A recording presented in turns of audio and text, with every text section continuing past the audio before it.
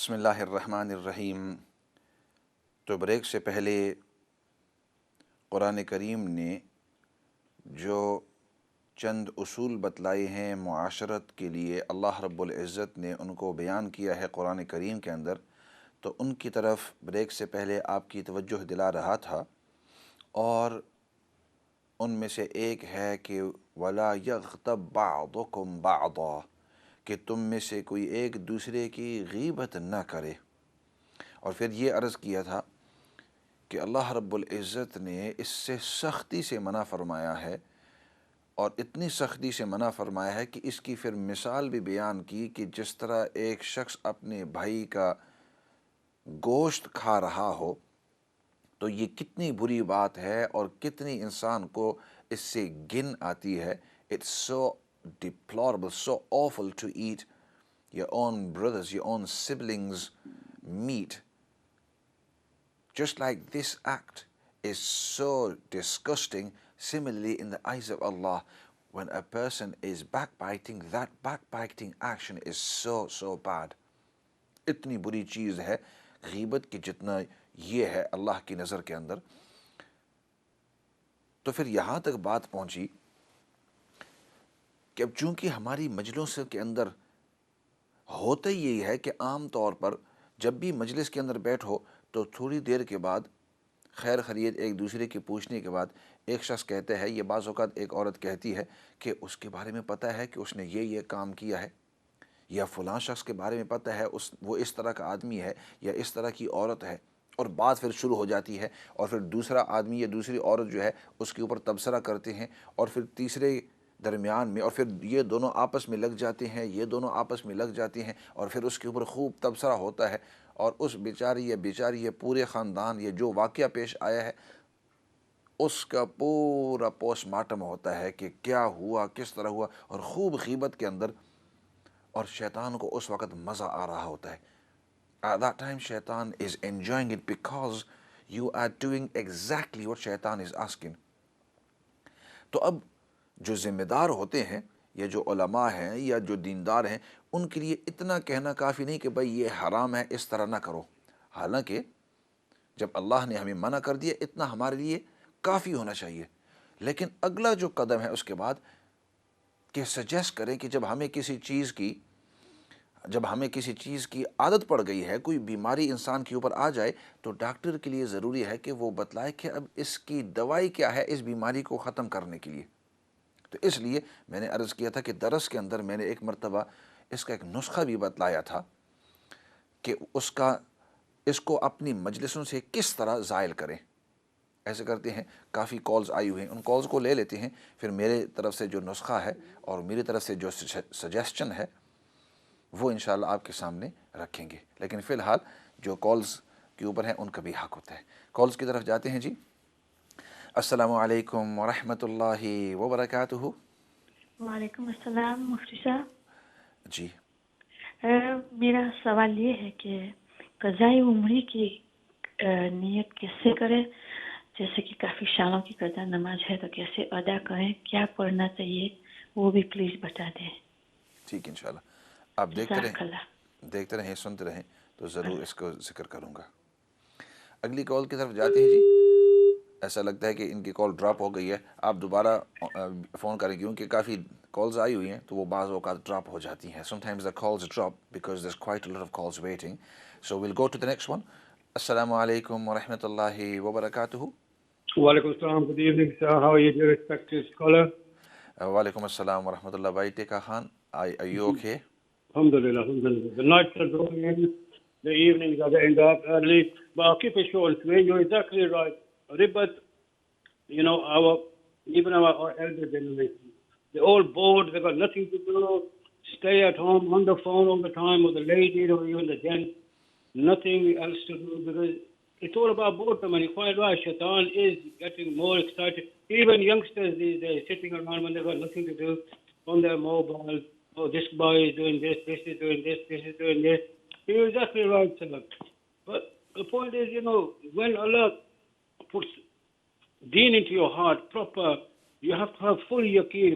I'm listening the other day, yesterday, I don't know whether it was a tayal or masal, You know, all the elders in one village, there was no rain for 2 months, and they said, "Oh, let's go and pray." And the village idiot took an umbrella, and they all started laughing at him. Well, Allah Ta'ala gave the rain. So it's just an example.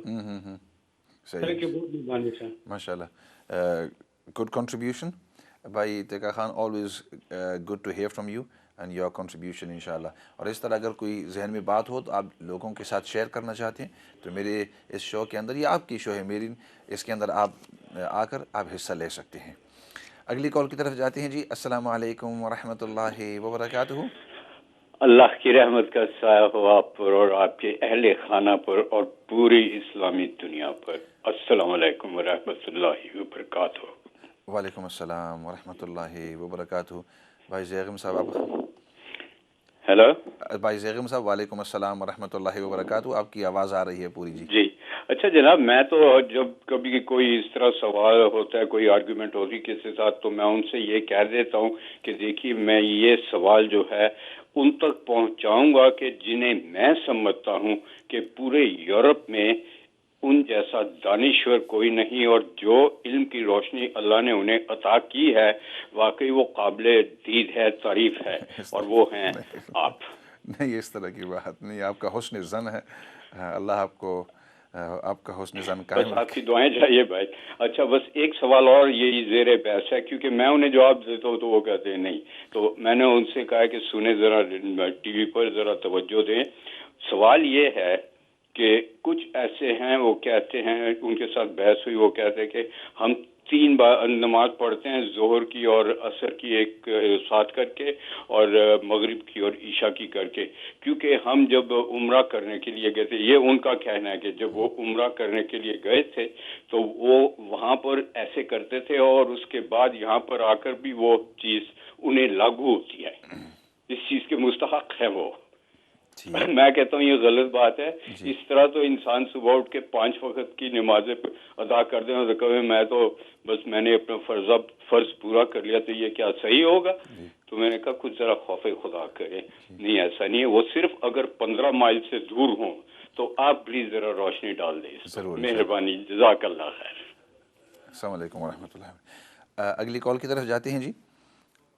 ایسا کرتے ہیں ان calls کا مختصر جواب دے دیتے ہیں اور پھر انشاءاللہ اگر وقت بچ گیا تو باقی کالز کو بھی لے لیں گے، کیونکہ یہ جو آخری سوال بھائی زیغم صاحب نے کیا تھا اس کو سمجھنے کی ضرورت ہوتی ہے، اور بہت سارے لوگوں کو اس میں غلط فہمی ہوتی ہے. تو اس کو جمع بین الصلاتین والا مسئلہ کہتے ہیں، اور بہت سارے لوگوں کو غلط فہم ہو جاتی ہے اور پھر درمیان میں وہ جمع کر دیتے ہیں، حالانکہ عام حالات کے اندر ان کو جمع نہیں کر سکتے. لیکن اس کو تفصیل سے ذکر انشاءاللہ کروں گا. پہلا سوال ہوا تھا قضائے عمرے کے بارے میں، کہ آپ نے پوچھا کہ میرے عمر کی جو یعنی ماقبل کی جو نمازیں قضا ہو چکی ہیں ان کو میں اب کس طرح پورا کروں. تو اس کا آسان طریقہ یہ ہے کہ جتنی بھی نمازیں ہیں سب سے پہلے یہ ذہن میں رکھ لیں کہ آپ کو ان تمام کے اندر جو فرائض ہیں ان ہی کی قضا کرنی ہوگی، اور عشاء کے جو وطر ہیں ان کی قضا کرنی ہوگی. سب سے پہلی چیز تو یہ ذہن میں. دوسری بات یہ ہے کہ جب بھی نیت کریں تو نیت کا دار و مدار آپ کے دل اور دماغ کے ساتھ ہے. دل کے اندر اگر آپ سوچ لیں کہ میں ابھی ظہر کی نماز جو میرے ذمے سب سے پہلی ظہر تھی اس کو قضا کر رہی ہوں یا کر رہا ہوں، تو یہ اللہ رب العزت کو پتہ ہوا. اللہ آپ کے ذہن، آپ کے دل کے اندر جو باتیں ہیں ان کو وہ خوب جانتے ہیں. 2 باتیں ہو گئی. تیسری بات، کس وقت قضا کریں؟ تو سورج کے طلوع کے وقت، سورج کے غروب کے وقت، اور سورج جب سر پر ہو، 3 وقت ہو گئے، اور چوتھا مغرب سے تقریباً 20 منٹ پہلے. ان 4 وقتوں کے علاوہ، اور سورج جس وقت طلوع ہو رہا ہے کیلنڈر کے اوپر لکھا ہوتا ہے کہ سن رائز، تو اس 10-15 منٹ کے اندر آپ کوئی قضا نہ کریں. سورج جب سر پر ہو اس کو استوا کہتے ہیں. عام طور پر جس وقت ظہر کا وقت شروع ہوتا ہے اس سے 15 منٹ پہلے، تو یہ 15 منٹ.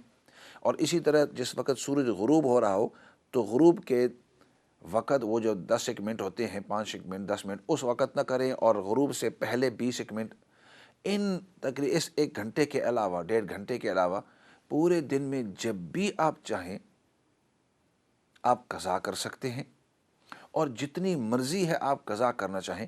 ایک شخص اگر چاہے کہ میں اب 5 ظہر کی نمازیں اکٹھی اپنی قضا کرنا چاہتا ہوں، آپ کر سکتے ہیں۔ 5 عصر کی نمازیں اکٹھا یا 3 عصر کی نمازیں اکٹھی کرنا چاہتا ہوں، کر سکتے ہیں، قضا مطلب۔ لیکن یہ قضا کے بارے میں، اسی طریقے سے اگر آپ یہ چاہتے ہیں کہ پورے دن کی جو نمازیں ہیں ان تمام کو میں قضا کرنا، ایک ظہر، ایک عصر، ایک مغرب، ایک عشاء، اور اس کے ساتھ وطر، وہ اکٹھی قضا، you can do that as well, وہ بھی آپ کر سکتے ہیں۔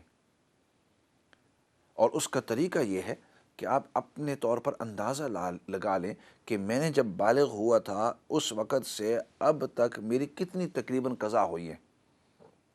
پہلے جو 5-6 سال ہے اس کے اندر، فار ایگزامپل ایک شخص کہتا ہے کہ میں نے نمازیں نہیں پڑھی ہیں، لیکن اس کے بعد میں نمازیں پڑھتا رہا، تو میرے ذمے 6 سال کی نمازیں تقریباً، اور اس سے پھر انسان اپنا اندازے کے مطابق یوں سمجھو کہ یہ نمازیں آپ کے ذمے قرض ہیں اللہ کی طرف سے، اب ان کو واپس ادا کرنا ہے، جتنے جلدی ادا کرو اتنا بہتر ہے۔ اور جیسے میں نے عرض کیا، جو فرائض ہیں، فجر کے 2 فرض، ظہر کے 4، عصر کے 4، مغرب کے 3، عشاء کے 4 اور 3 وتر، تو یہ آپ کو آپ اس انداز کے اندر آپ قضا کریں گے۔ باقی اس کے بعد والا سوال جو تھا جمع بین الصلاتین، کہ بعض لوگ جو ہوتے ہیں وہ اس طرح کرتے ہیں کہ ظہر اور عصر کو ملا لیتے ہیں ایک ہی وقت کے اندر، اور پھر عشاء کو، مغرب اور عشاء کی نماز کو اکٹھا ملا لیتے ہیں اور کہتے ہیں کہ ہم دونوں کو پڑھ لیں۔ یہ صحیح طریقہ نہیں ہے۔ اصل میں نبی کریم صلی اللہ علیہ وسلم، حدیث اب سمجھ لیں کہ اگلا مسئلہ پھر سمجھ میں آ جائے گا، کہ نبی کریم صلی اللہ علیہ وسلم سفر میں گئے ہوئے تھے، تو آپ صلی اللہ علیہ وسلم نے اس طرح کیا کہ ظہر کی نماز کو وقت کے بالکل آخری حصے کے اندر آپ نے پڑھا، اور پھر جب آپ نے، اور وہ ظہر ہی کا وقت تھا، آپ نے ظہر کی نماز ادا کی، پھر ادھر ہی بیٹھے رہے، اور عصر کا وقت داخل ہو گیا۔ جب عصر کا وقت داخل ہوا تو نبی کریم صلی اللہ علیہ وسلم نے ارشاد فرمایا، اب اذان کہو، اذان کہی گئی، اقامت کہو، اقامت کہی گئی، فرمایا ہم عصر کی نماز پڑھتے ہیں۔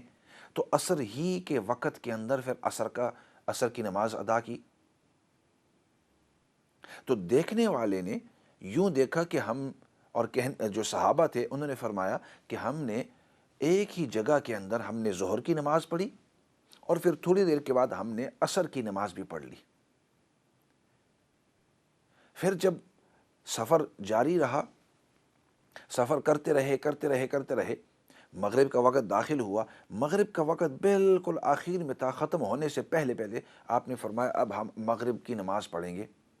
تو مغرب کی نماز ٹائم ہی کے اندر، مغرب ہی کے وقت کے اندر، صرف آخری وقت کے اندر مغرب کی نماز ادا فرمائی، تھوڑا انتظار کیا، اور پھر جو ہی عشاء کا وقت داخل ہوا تو آپ صلی اللہ علیہ وسلم نے فرمایا اذان دو، اقامت کہو جی، اقامت کہے گی، فرمایا اب عشاء کی نماز پڑھیں گے۔ عشاء کی نماز پڑھی گئی، اور پھر آگے جو مشغولیت تھی وہ جاری رہی۔ اور یہ اس طریقے سے اس لیے کیا کہ جو لوگ عادی ہیں سفر کرنے میں، اسپیشلی بڑی گروپ میں، ان کو پتہ ہے کہ اگر آپ کے ساتھ 4-5 گاڑیاں ہیں آج کل بھی، یا اگر 20-25 آدمی، 100 آدمی آپ کے ساتھ ہیں، تو ان سب کو اکٹھا کرنا، اور پھر بھائی آپ وضو کر لو، آپ یہ کر لو، بھائی آپ گاڑی سے اتر جاؤ، اب کوئی عورتیں ہیں، کوئی مرد ہیں، تو ہر مرتبہ رکتے ہوئے بڑا ہی وقت لگ جاتا ہے۔ تو اگر اس طرح کرتے کہ سفر کے دوران ظہر کا وقت ہوا، سب کے سب صحابہ اپنی اونٹوں سے اترے اور اکٹھے رہیں، پھر وضو کرو، پھر جتنی دیر میں دوبارہ اپنے اونٹوں کو تیار، اپنی سواریوں کو تیار کرو، اور پھر واپس چلے جاؤ، تھوڑا ہی سفر کریں گے، پھر عصر کا وقت، تو اس طرح پھر سفر نہیں ہوتا۔ تو اس طرح فرماتے سفر کرتے رہتے، اور پھر ایک ہی سٹاپ کے اندر، تھوڑی دیر کے اندر، آدھے گھنٹے پونے گھنٹے کے اندر دونوں نمازیں ادا کر لیتے، اور پھر سفر جاری رہتا۔ اور پھر ایک مرتبہ ہی کھڑے ہو جاتے، مغرب کے آخری وقت کے اندر مغرب ہی کی نماز پڑھتے، عشاء کا وقت داخل ہوتا عشاء کی نماز پڑھتے، اور پھر اپنی مشغولیت کے اندر۔ تو اس کو علماء کی اصطلاح کے اندر کہتے ہیں جمع سوری، کہ صورتاً تو جمع لگتا ہے کہ آپ نے دونوں نمازوں کو جمع کیا، لیکن حقیقت میں ظہر کو اپنے وقت کے اندر اگرچہ آخری وقت تھا، اور عصر کو اپنے وقت کے اندر اگرچہ ابتدائی وقت، اور اسی طریقے سے مغرب جو ہے اس کو اپنے آخری وقت کے اندر، اور تو انسان بعض حالات کے اندر اس طرح اس کے لیے ضروری ہو جاتا ہے، لیکن ہر نماز وہ اپنے اپنے، ہاں ایک موقع ایسا ہے حج کے موقع کے اوپر کہ وہاں جو ہے مغرب اور عشاء دونوں کو اکٹھا پڑھا جاتا ہے، یا بعض اوقات اگر امام کے پیچھے ہوں اور جو شرائط ہوں وہاں ظہر اور عصر کو جمع کیے جاتا ہے، لیکن وہ صرف حاجی کے لیے حج کے موقع کے اوپر۔ اس کے علاوہ باقی سال کے اندر جو جمع کیے جاتا ہے، اسی وجہ سے صحیحین کے اندر، بخاری کے اندر جو حدیث نبی کریم صلی اللہ علیہ وسلم کی یہ جو نقل کی گئی ہے کہ آپ صلی اللہ علیہ وسلم سفر کے اندر گئے اور آپ نے ظہر اور عصر کی نماز اکٹھی پڑھی، مطلب ایک ہی جگہ کے اندر پڑھی، اور پھر آپ صلی اللہ علیہ وسلم نے مغرب اور عشاء کو جمع کیا، یعنی دونوں کو ایک ہی مجلس کے اندر آپ صلی اللہ علیہ وسلم نے پڑھا۔ اور یہ جو میں نے آپ کو مثال دی اس میں یہی ہے کہ ایک ہی مجلس کے اندر آپ نے پڑھا۔ اس کے بعد والی حدیث کے اندر صحابی نے اس کو ایکسپلین کیا ہے کہ آپ صلی اللہ علیہ وسلم نے صورتاً یہ جو جمع کیا تھا، ظہر کو اپنے وقت کے اندر اور عصر کو اپنے وقت کے اندر، اور پھر بعد میں مغرب کو اپنے وقت کے اندر، عشاء کو اپنے وقت کے اندر۔ صرف اتنی بات ہے کہ ظہر کو آخری وقت کے اندر اور عصر کو ابتدا وقت کے اندر، اور مغرب کو آخری وقت کے اندر اور عشاء کو ابتدا وقت کے اندر۔ تو جب یہ پوری تفصیل سمجھ میں آ جائے تو بہت سارے یہ جو ساتھی یہ حدیث کا صرف ترجمہ پڑھ لیتے ہیں کہ نبی کریم صلی اللہ علیہ وسلم نے ظہر اور عصر کو ایک ہی مجلس کے اندر جمع کیا تھا، تو ان کی غلط فہمیاں اس تفصیل سے انشاءاللہ زائل ہو جائیں گی۔ اور میں نے تفصیل اس لیے عرض کی کہ عام طور پر علماء صرف یہ کہتے ہیں کہ یہ جائز نہیں ہے، اس طرح کرنا چاہیے، اور یہ طریقہ صحیح نہیں ہے۔ میں نے اس لیے پوری تفصیل سے عرض کیا ہے تاکہ ذہن میں آ جائے کہ جو اس طرح کہتے ہیں ان کی غلط فہمی کہاں سے ہوئی۔ ان کی غلط فہمی ادھر سے ہوئی کیونکہ انہوں نے صرف حدیث کا ترجمہ پڑھا ہے، حدیث کا جو پورا کانٹیکس کے اصل میں کیا ہوا تھا، اور جو صحابی اس کی ایکسپلینیشن دیتے ہیں وہ عام طور پر بہت سارے لوگ اس کی طرف دیکھتے نہیں ہیں۔ صرف ترجمہ دیکھ کر اس ترجمے کے اوپر جب آپ دیکھتے ہیں تو اس سے پھر غلط فہمیاں پیش آتی ہیں۔ آج کا سیشن اسی کے اوپر ختم کرتے ہیں، اور معمول کے موافق آخر میں دعا کر لیتے ہیں۔ الحمد للہ رب العالمین والصلاة والسلام علی سید الانبیاء والمرسلین محمد وعلی آلہ وصحبہ اجمعین۔ ربنا ظلمنا انفسنا وإن لم تغفر لنا وترحمنا لنكونن من الخاسرین۔ اللهم ربنا اغفر لنا ولإخواننا الذين سبقونا بالإيمان ولا تجعل في قلوبنا غلا للذين آمنوا ربنا إنك رؤوف رحیم۔ یا رب العالمین تو ہم سب کو دین کی صحیح سمجھ نصیب فرما، ہم سب کو دین پر استقامت نصیب فرما۔ یا رب العالمین جتنے بھی بیمار ہیں تمام بیماروں کو شفاء کاملہ عاجلہ مستمرہ دائمہ نصیب فرما۔ یا رب العالمین جتنے بھی مرحومین اس دنیا سے جا چکے ہیں ان سب کی بخشش اور مغفرت فرما، اور ہماری جب موت کا وقت آوے تو خاتمہ بالایمان نصیب فرما۔ یا اللہ تو ہم سب کو آپس میں اتفاق اور اتحاد نصیب فرما، اور یا رب العالمین ہمارے دل کے اندر جو کدورتیں ہیں ان کو دور فرما۔ نبی پاک صلی اللہ علیہ وسلم نے جتنی بھی خیر کی دعائیں مانگی ہیں ان تمام کے اندر ہم سب کو حصہ نصیب فرما، اور نبی پاک صلی اللہ علیہ وسلم نے جن چیزوں سے حفاظت اور پناہ مانگی ہے ان تمام چیزوں سے حفاظت اور پناہ نصیب فرما۔ اور سب سے بڑی بات تیری رضامندی ہے، دنیا اور آخرت کے اندر تو ہم سب کو اپنی رضامندی نصیب فرما۔ سبحان ربک رب العزت عما یصفون وسلام علی المرسلین والحمد للہ رب العالمین برحمتک یا ارحم الراحمین۔ میں ہوں آپ کا مخاطب مولانا فضل داد، اور ہمارا یہ پروگرام ہر منڈے اور ٹیوزڈے شام کو 7 بجے سے 8 بجے تک لائیو ہوا کرتا ہے، خود بھی دیکھیے، دوسروں کو بھی بتلائیے۔ اسی کے ساتھ والسلام علیکم ورحمۃ اللہ وبرکاتہ۔